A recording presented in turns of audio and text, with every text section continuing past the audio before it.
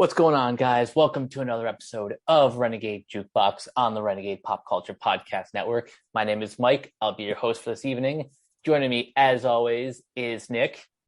No vocal intro this time because A, I don't dare attempt the vocal shenanigans on this album. And B, all I'm really going to say is thankfully bands aren't putting out an album a week anymore for the rest of the year because God, my wallet hurts. Oh, yeah. This year has been insane for metal, and we're jumping on to talk about probably my contender for album of the year. This is Lorna Shore's Pain Remains. Now, this is their fourth studio record, which is kind of crazy to think about because even though the band has been really popping off over the last year or so, they've been around since, I want to say, 2009 is when they started. Yeah, and they initially started more as kind of a metalcore kind of thing. And then eventually with, to kind of just give you a little bit of a Wikipedia entry intro, after Tom Barber leaves the band, this is where we kind of have to enter in a little bit of awkward territory because Lorna Shore have had a really rough couple of years and have had a lot to prove. Just to kind of keep things generally kosher, I'm just going to quote Austin Archie, the drummer for Lorna Shore's interview on the Metal Meltdown. He calls it the That Guy era because we don't really want to give this vocalist much press. So let's just kind of leave that conversation at that. But if you've been paying attention to what's happened with Lorna Shore, there were very specific and detailed accusations lodged against Lorna Shore's vocalist at the time that replaced Tom Barber, who did vocals on those first two albums, literally a month before they were about to put out their last album, Immortal, and literally fired him on Christmas. So that is one way to go. Yeah, exactly. And then COVID happens and the band can't even tour behind this album. So kind of already Lorna Shore have been dealt an extremely shitty hand.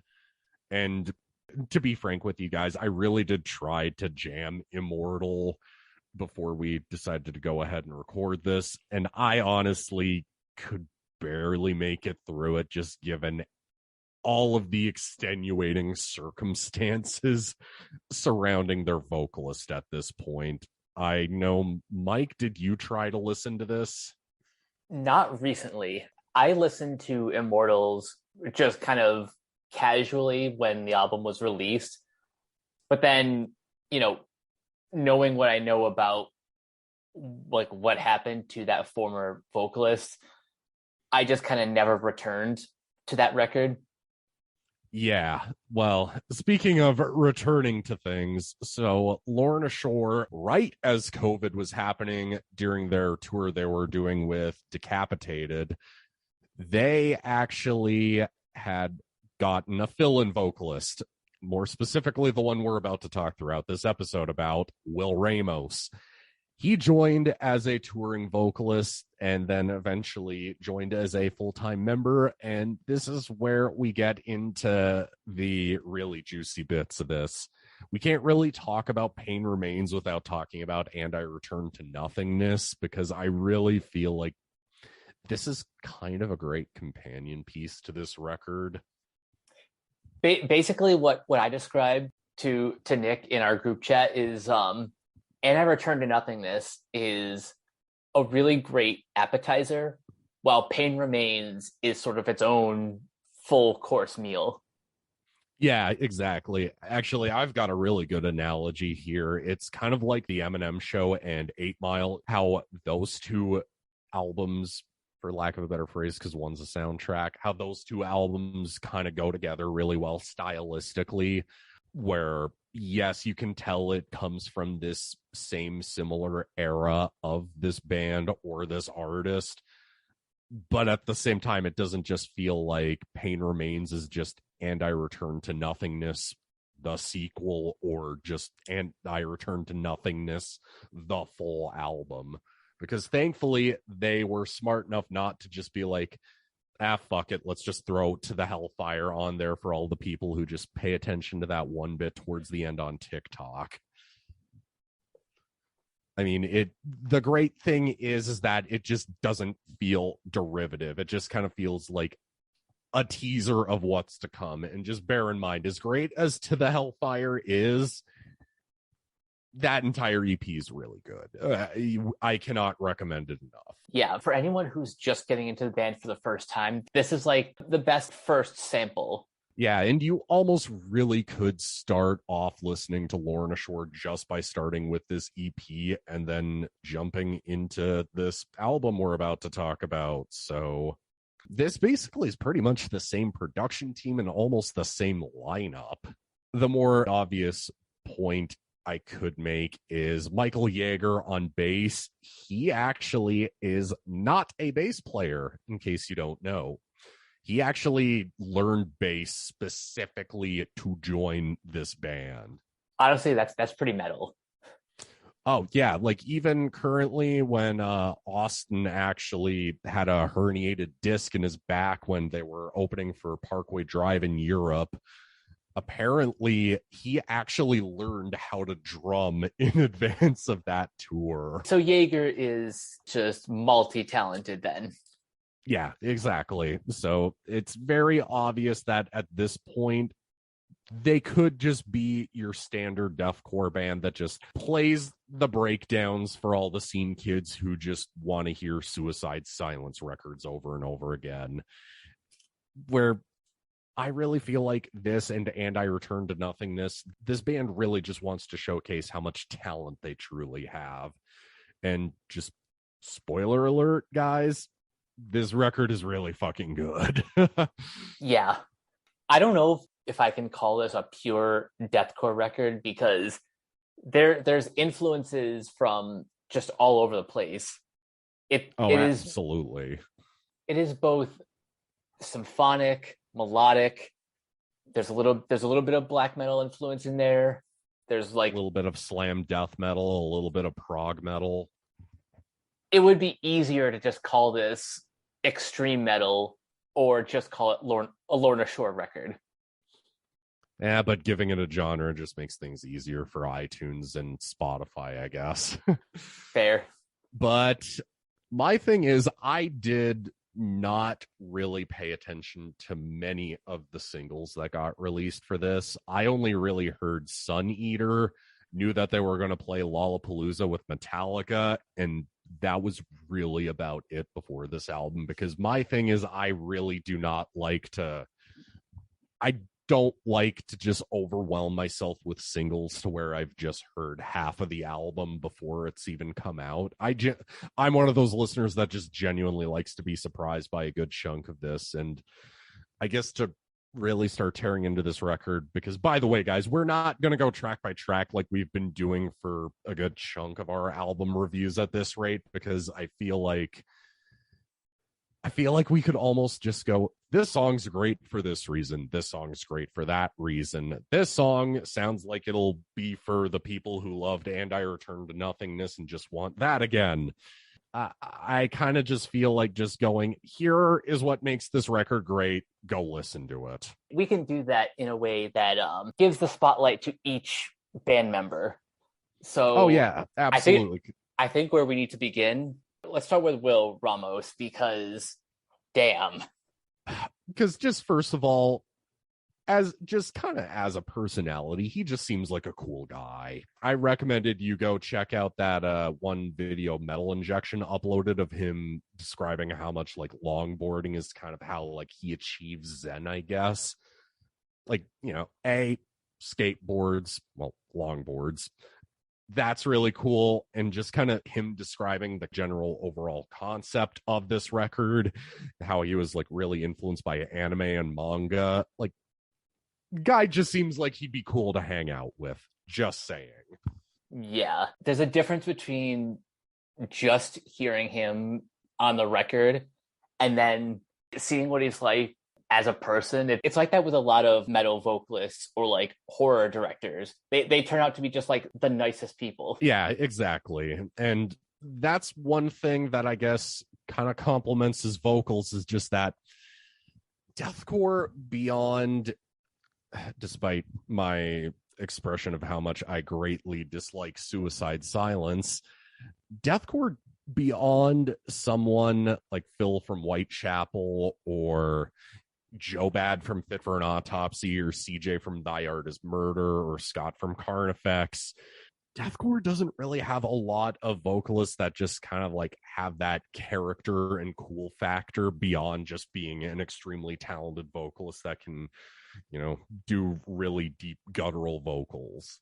And just the fact that he does so much enunciation in the guttural vocals, in the shrieks. One part in Into the Earth specifically that gets talked a lot about, the my body, my soul, that one part of the song where I guess you could call it the chorus. Like, just the way he kind of enunciates the words and just makes it sound more human while sounding as inhumanly done as possible. It's kind of great, and just kind of just doesn't make him feel like just another tatted up deathcore bro. Yeah, the skill that he displays on this record is, as you put it, inhuman. And yet I still don't know how he pulls off like some of these vocals. To be honest, he kind of reminds me more of Travis Ryan from Cattle Decapitation, if anything. Yeah, I think that's a pretty fair comparison.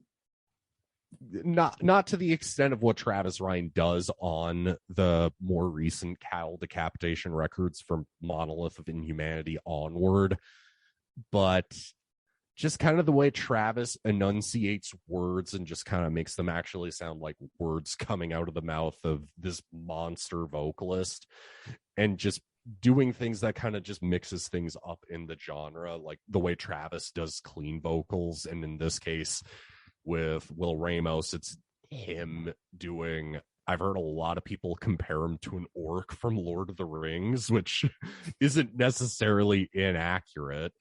And to kind of go back to that end section of Into the Earth, it kind of reminds me a lot of Enthroned Darkness Triumphant era Dimmu Borgir in a lot of ways. A lot of this album reminds me of that specific era of Dimmu Borgir, especially in the keyboard sections. Like I said, they bring in a lot of symphonic and black metal influences, and Dimmu Borgir is like one of the biggest names in that subgenre. When we say that too, we don't want to kind of give off the vibe that it's derivative of Dimmu Borgir either. It feels wholly original. I've never really heard this be done on a deathcore record. I mean, I'm just kind of used to either pig squeals, blast beats, death metal part, breakdown, song. And while a lot of that is all over this record and is going to appease the crowd that just wants exclusively that, not that there's necessarily an issue with that to some extent. With this album, though, they do enough in the songwriting to make it original. I can agree with that. They find this nice balance between like the brutality and beauty, which again does not sound like something that would mesh together. They find a way to make it work. Yeah, there's no way that a year ago you could have told me that this band would combine deathcore, more traditional death metal, technical death metal, slam death metal, even bits of melodic death metal and symphonic death metal, and make it into this amazing gourmet meal and make it sound amazing. I guess to kind of tear into some more of these songs, like especially that opening track, Welcome Back, Oh Sleeping Dreamer. Now that is how you kick off a record, and I specifically want to tear into the breakdowns on this thing, because this is one conversation I'm going to have to bring up with you when we were just, messaging each other back and forth. It's kind of amazing how deathcore now can actually be taken seriously as opposed to how it was 10 years ago. Yeah, like I can't even remember the exact point where deathcore became, for lack of a better term, canon under the extreme metal umbrella. But yeah, I can say like without a doubt, we have reached that point with bands like Lorna Shore, Fit for an Autopsy, Thy Art is Murder. I would actually say Carnifex was really the point where you could actually take this music seriously. Before, like, yeah, you had bands like Despise Icon, The Red Chord, and All Shall Perish, who were amazing as is.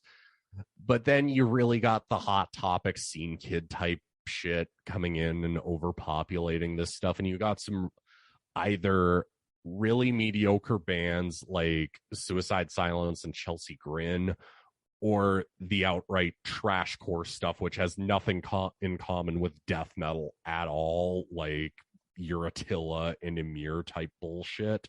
Ever since Carnifex, though, put out an album like Die Without Hope and Slow Death, though, I feel like they kind of help the genre start to be taken more seriously. And I guess that kind of influenced more of the younger bands like Lorna Shore. Yeah, I think Die Without Hope is a good sort of turning point for the genre. And I really bring up this conversation in terms of this opening track because, yes, there is a breakdown. Yes, it's bombastic and overly heavy, and it'll make all the Hot Topic scene core kids that I just made fun of go nuts and spin kick each other. While it does have a breakdown, though, it doesn't feel unearned. It doesn't feel lazy or forced or just like tough guy poser bro shit.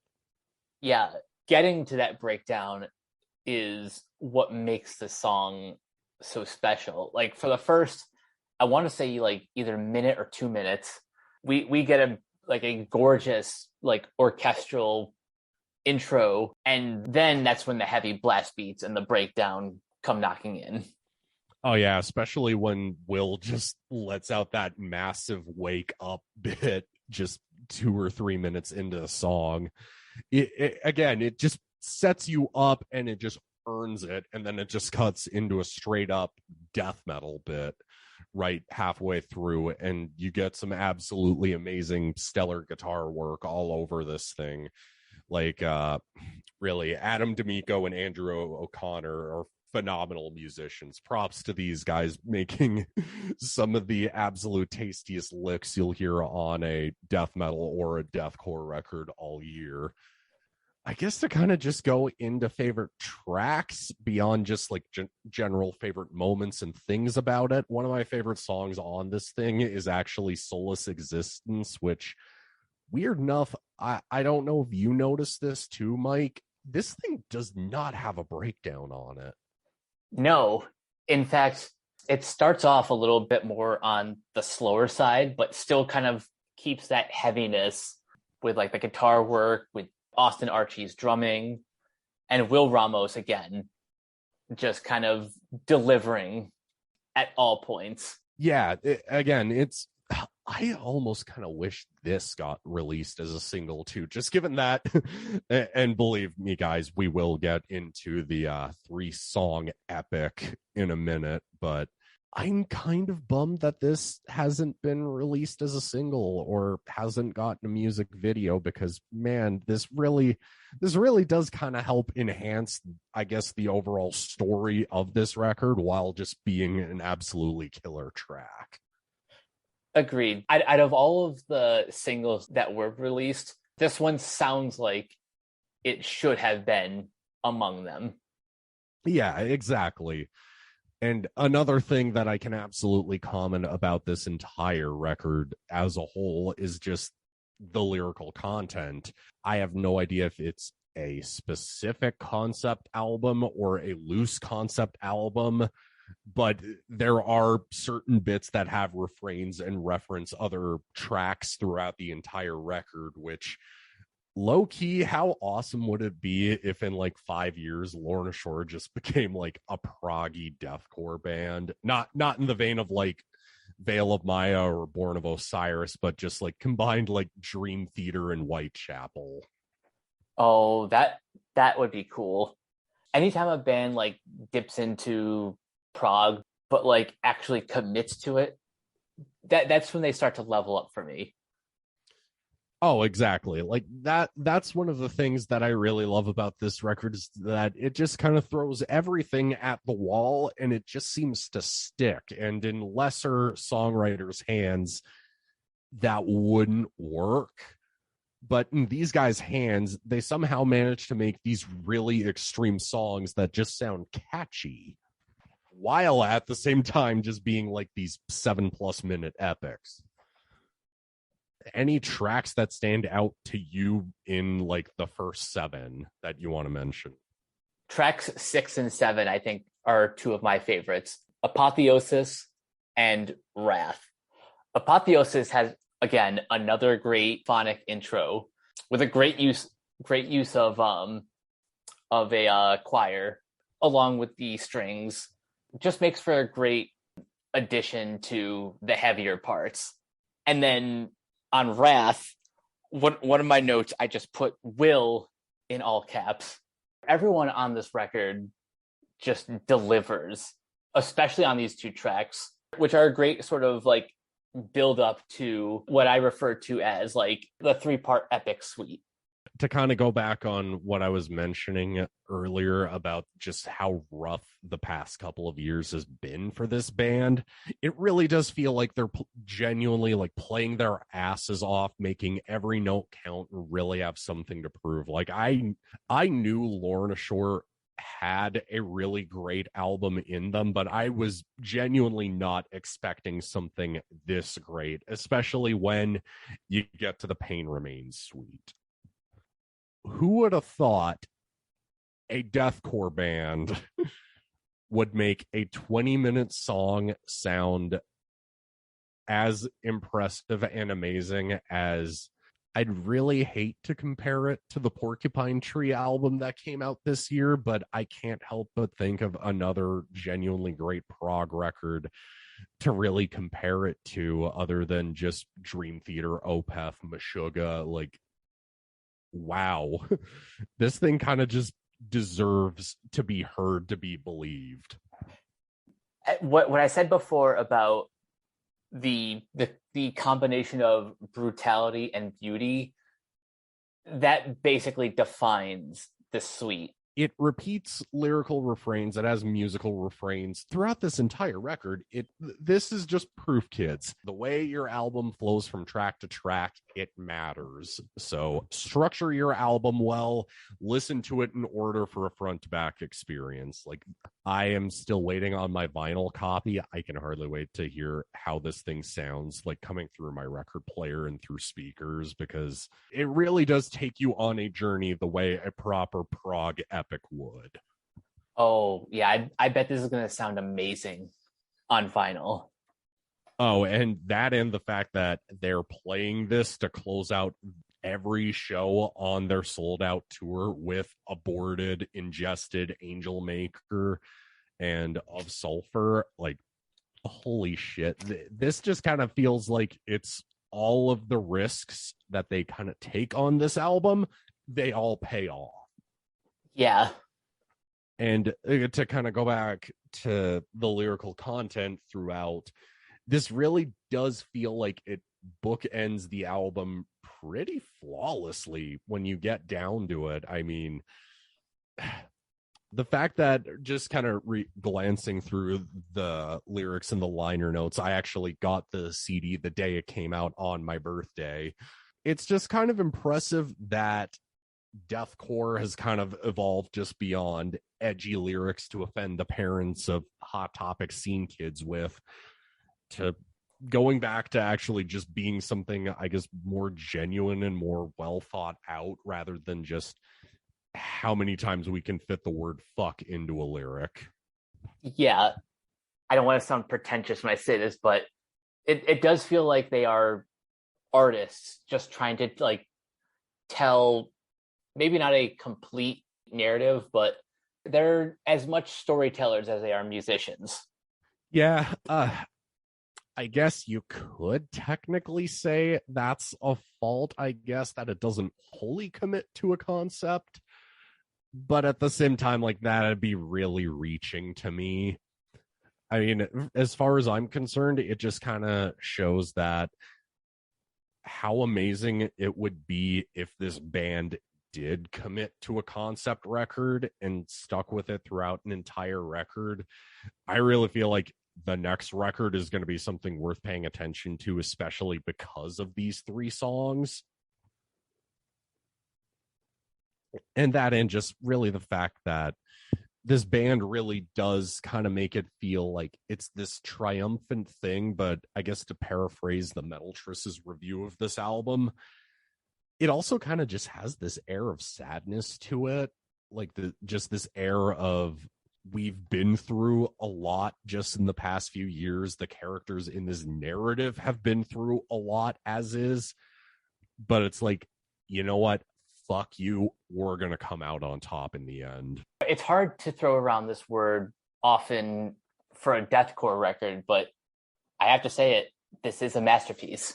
Yeah, exactly. Throwing it around too lightly, I kind of feel would just be, I don't want to oversell this or undersell this for somebody, especially if they're the type that isn't into the growling side of things, that isn't into the guttural side of things. But at the same time, part of me just feels like this is something that I feel like any metalhead would be getting something out of. There's very clear bits that aren't just pure deathcore. There aren't bits that aren't just pure slam or just pure symphonic bits. And to kind of go back on the symphonic bits to add a little bit, it never feels overwhelming or like it overpowers the other instruments playing.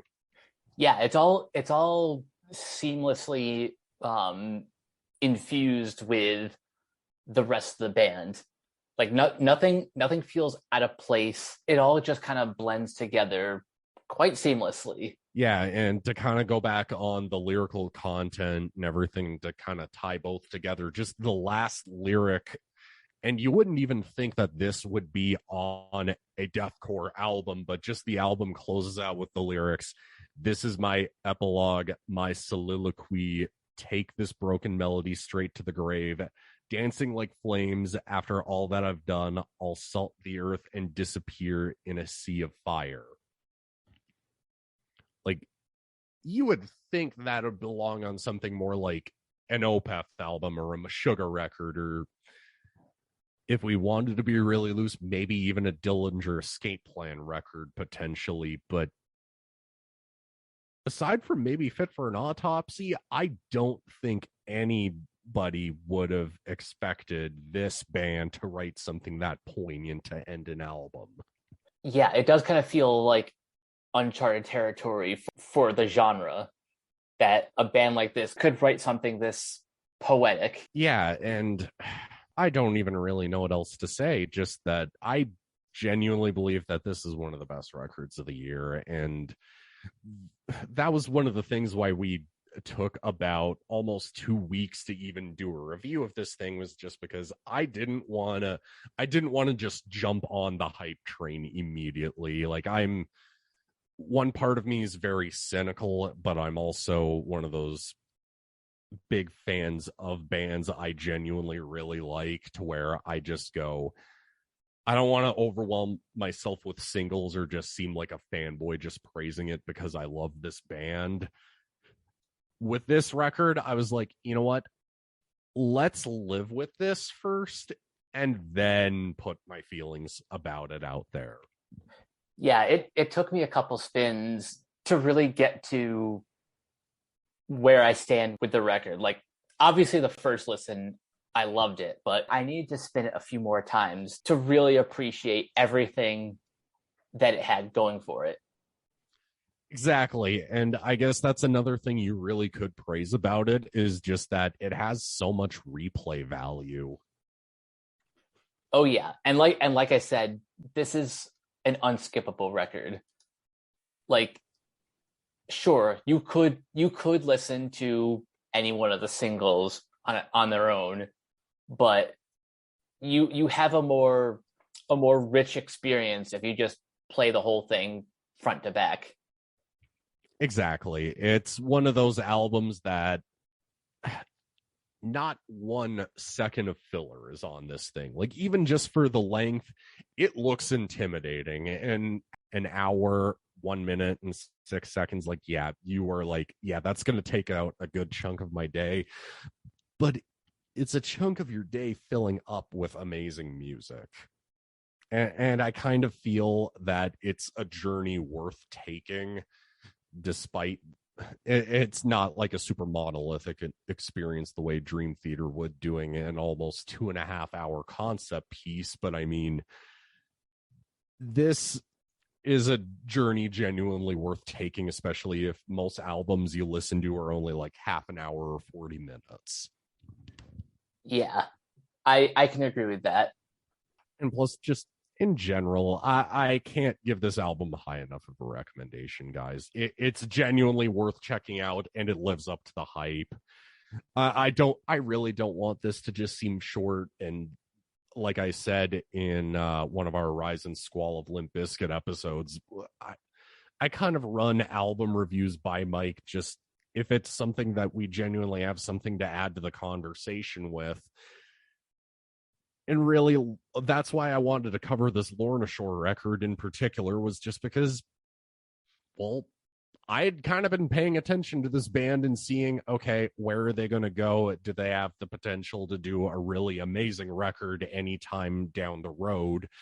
And the fact that we finally got that amazing record just kind of makes it feel like all of the bullshit that they kind of had gone through in the past couple of years, this was the payoff.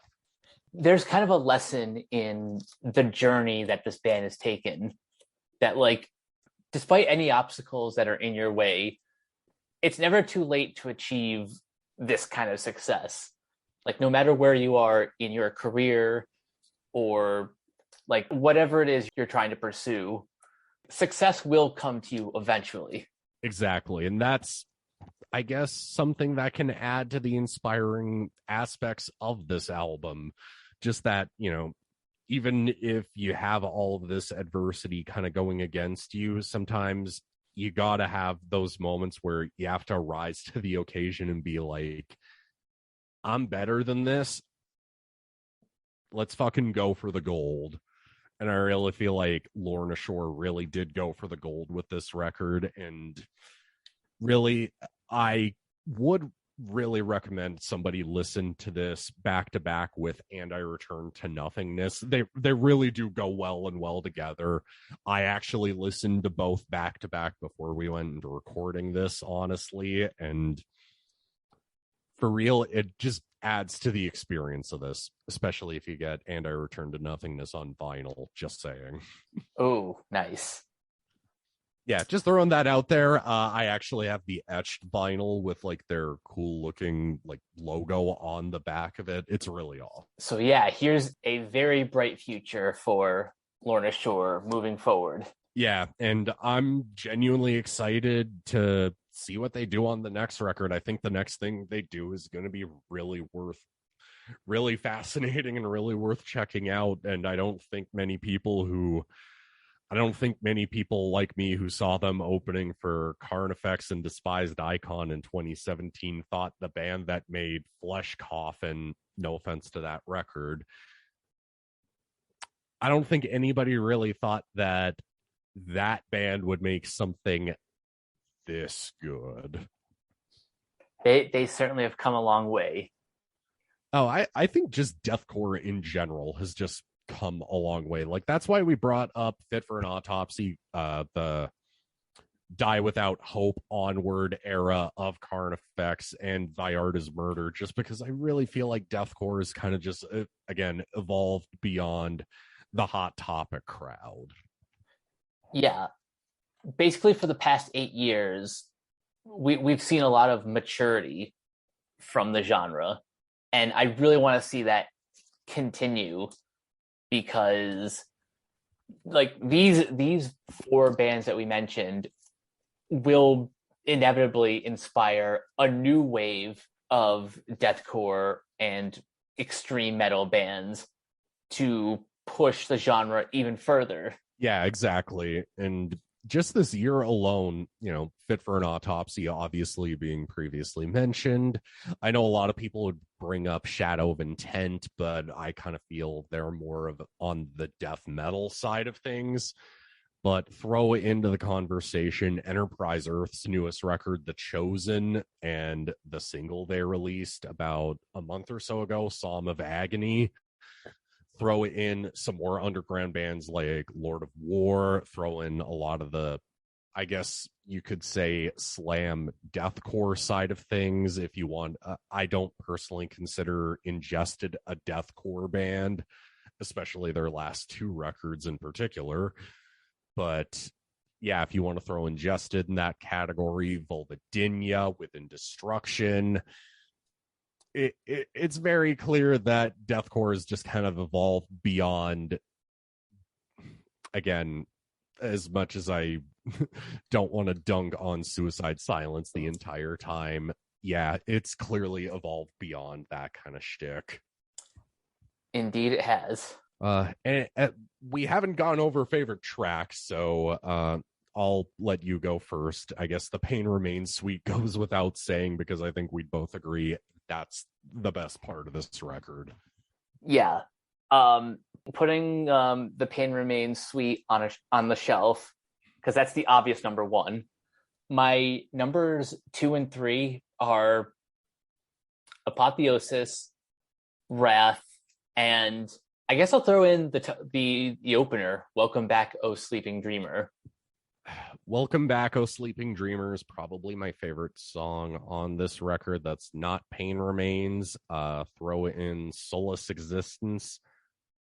Apotheosis is high up there, but also Sun Eater's really good. It's very difficult picking favorites on this record. It's just a very likable record. And even though I have my opinions and feelings on the Billboard charts, because I genuinely don't understand how an album that charts at number 11 on the current album charts only charts at number 150. These guys' success is deserved.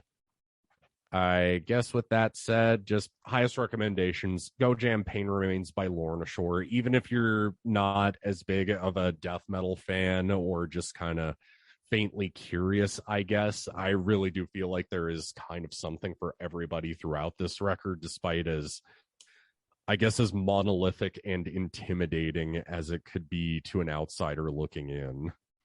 Yeah, I completely understand if Will Ramos's insanely inhuman, harsh vocals are an acquired taste. But if you can get past that, the rest of the album has probably some of the best pure musicianship that I've heard in any deathcore record in honestly quite some time. Oh, exactly. It's one bit progressive metal, it's one bit technical death metal, it's one bit symphonic black metal. It kind of just throws all of that and deathcore into a blender, and then boom, you have this record. So I guess this ended up being way shorter than I expected, to be honest. But I guess there's only so many times you can go, that thing's amazing about this record. That thing's amazing about this record. Yeah, we have to just let you guys experience this for yourselves. And if you're already big fans of the band, I'm sure by now you have, but still, we wanted to pop in and just throw our 2 cents in. Yeah, and if any of the guys from the band ever happen to listen to this, your guys' success has been more than earned and deserved despite all of the shit you've kind of gone through in the past couple of years. And you really brought out an album that's amazing. Really excited for the next one. Indeed. That'll do it for this episode. Before we get out of here, Nick, where can everyone find you online? Super Saiyan Death Metal God on Instagram. I post mainly album covers lately, but I also attempted at doing the 31-day Halloween horror challenge from Nightmare on Film Street, but just either just life takes priority or just I guess working on Rise and Squall of Limp Bizkit Part 3 can also be thrown into the conversation. But yeah, I mostly post album covers, horror movies, video games, movies, period, I guess, in this case. And as well, I mod for Catherine Isabel from Ginger Snaps and American Mary on her Twitch page. Go follow her on Twitch and sub to her page. Or if you don't want to sub, I'll probably end up gifting you a sub to her channel. Nice. And you guys can find me on Twitter at Captain K42. You can check out my quick thoughts on letterbox.com/CoachK42.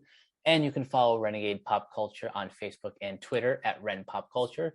You can also find us on YouTube, on Podchaser, on the Banana Meter. Listen to all of our podcasts on Anchor, Spotify, Apple Podcasts, etc.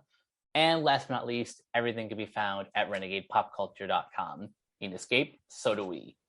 That'll do it for this episode of Renegade Jukebox. We will catch you guys later. Peace out. My heart, my soul, my body has grown so cold. Awesome.